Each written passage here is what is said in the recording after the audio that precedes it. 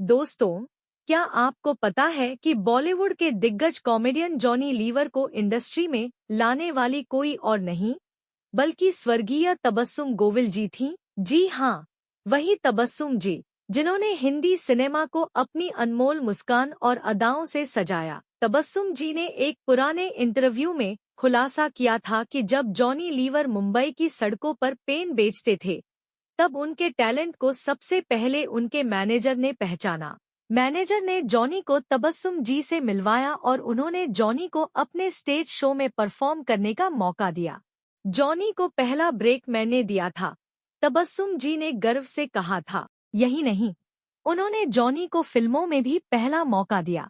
उनकी डायरेक्ट की गई फिल्म तुझ पर हम कुर्बान में जॉनी को कास्ट किया गया, जिसमें तबस्सुम जी ने खुद एक्टिंग भी की थी। इस फिल्म के हीरो थे उनके बेटे होशांग गोविल।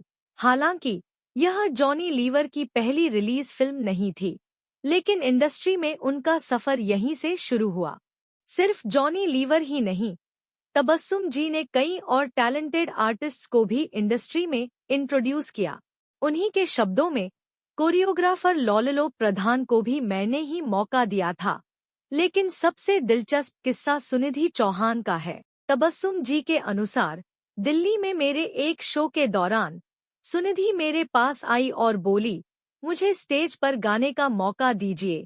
मैंने उसे अपने मैनेजर से मिलने को कहा, लेकिन वो नहीं मानी।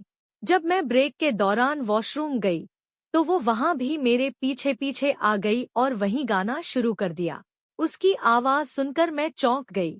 मुझे मज़ा आया और मैंने उसे स्टेज पर गाने का मौका दे दिया। उसके बाद मैंने सुनिधि के पिता से कहा कि इस बच्ची को मुंबई लेकर आइए और इसे फिल्मों में गवाइए। कुछ दिनों बाद सुनिधि अपने पिता के साथ मेरे घर आई।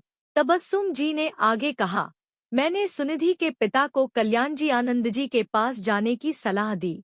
मैंने कहा, आप उनसे बताइएगा कि मैंने आपको भेजा है। फिर सुनिधि उनके ऑफिस गई और इसके बाद जो हुआ वो इतिहास है। आज सुनिधि बॉलीवुड की सबसे सफल गायिकाओं में से एक हैं। तबस्सुम जी सिर्फ एक अदाकारा नहीं, बल्कि एक मार्गदर्शक भी थी, जिन्होंने कई टैलेंट्स को सही राह दिखाई।